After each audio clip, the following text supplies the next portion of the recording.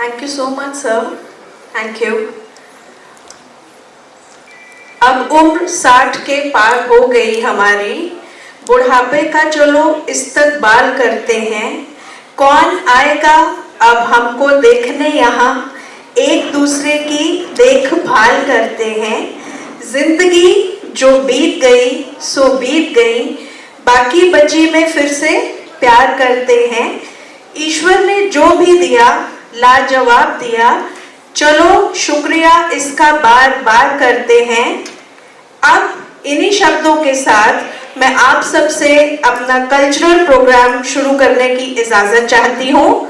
A beautiful prayer from our female residents, senior residents. Can we have a round of applause for them? Thank you.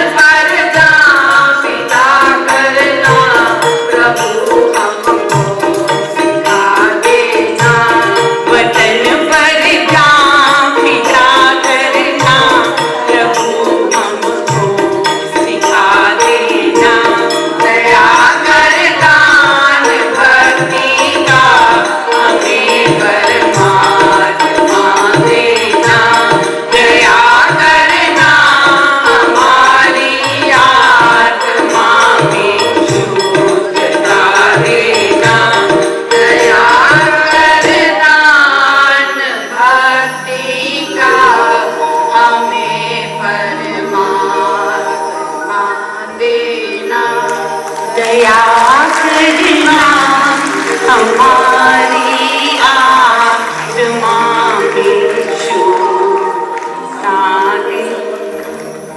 बहुत ही खूबसूरत प्रार्थना। थोड़े